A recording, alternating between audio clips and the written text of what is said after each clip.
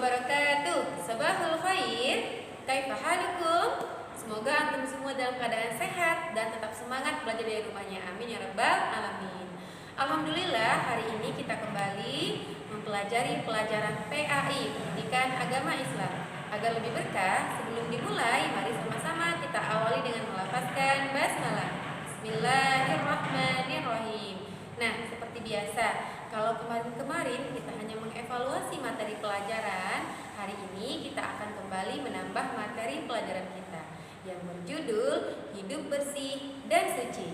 Nah, pada pagi hari ini kita akan belajar tentang taharoh. Apa itu taharoh? Nanti akan dijelaskan ya. Adapun tujuan belajar kita pada pagi hari ini yang pertama adalah agar anak-anak ibu dapat mengetahui apa sih makna dari bersuci dan taharoh. Kemudian yang kedua, setelah pembelajaran ini nanti anak-anak ibu dapat mengetahui alat-alat dalam mensucikan diri. Baiklah, sekarang kita akan mulai masuk ke materi pelajaran kita, yaitu tentang bersuci. Bersuci bisa disebut juga dengan taharoh. Apa itu taharoh? Taharoh artinya membersihkan diri kita dari kotoran dan najis.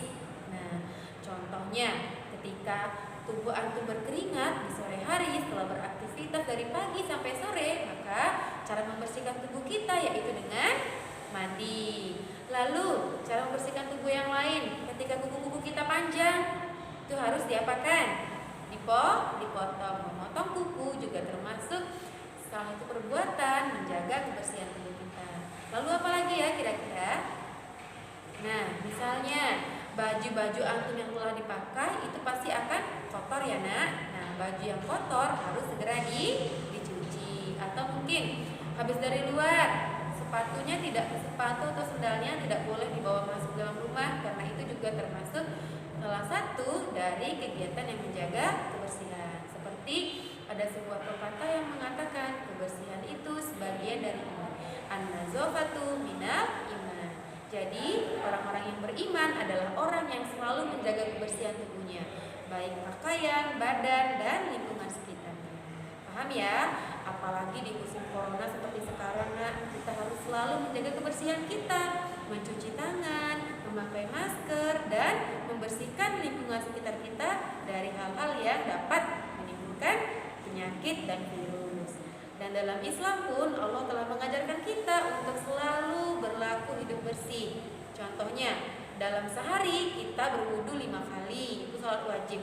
Itu juga salah satu cara untuk menghindarkan diri kita dari penyakit dan virus. Adapun alat-alat untuk bersuci yang pertama adalah air. Nah, air ini banyak macamnya loh nak. Untuk bersuci kita boleh menggunakan air sumur, air ledeng, air sungai. Tapi air sungainya air yang bersih ya nak. Tidak ada tempat pembuangan air di sepinggir-pinggir sungainya. Karena kalau misalnya ada tempat pembuangan air, maka airnya juga tidak akan bersih lagi. Airnya akan tercemari oleh najis. Kemudian air apa lagi ya? Air salju, air hujan juga termasuk ke dalam air yang boleh digunakan untuk bersuci. Lalu bagaimana ya kira-kira kalau misalnya kita mau berwudu tapi air di sekitar kaki kita ini tidak ada lagi atau mengalami kekeringan? Nah, kita boleh menggunakan debu atau tanah yang sering kita sebut dengan tayamum. Tapi dengan syarat ya nak, debu dan tanahnya harus bersih dari najis dan kotoran. Dan bertayamum pun ada syaratnya loh nak. Bertayamum itu hanya boleh dilakukan jika air di rumah kita, di lingkungan sekitar kita benar-benar habis. Baru boleh kita melakukan tayamum. Tapi jika misalnya di rumah antum airnya mati, tapi di rumah tetangga airnya hidup, sumurnya masih banyak, Bu, kami tayamum aja ya, kan mati air. Itu tidak boleh. Karena kalau misalnya di rumah antum nggak ada air, tapi kan di rumah tetangga masih ada, atau di sumur masih banyak airnya. Nah, jadi tayamum itu hanya boleh dilakukan jika air di rumah antum dan di daerah rumah antum benar-benar mengalami kekeringan. Baru kita boleh bertayamum. Paham ya? Baiklah anak-anak ibu, agar antum lebih paham mengenai taharoh, bersuci, dan alat-alatnya. Nah, di sini sudah ada kegiatan yang akan antum kerjakan di rumah mengenai materi bersuci dan hidup bersih. Nih, soalnya ada ada 5. Yang pertama, taharo artinya tadi udah dijelaskan kan. Yang kedua, alat bersuci adalah. Yang ketiga, kebersihan sebagian dari.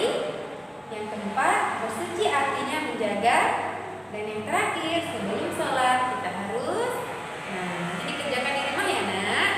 Ibu rasa sekian dulu pelajaran kita pada hari ini. Sebelum ditutup, kesimpulan pelajaran kita hari ini adalah setelah pembelajaran hari ini, anak-anak ibu dapat mengetahui makna taharah dan alat-alat untuk bersuci.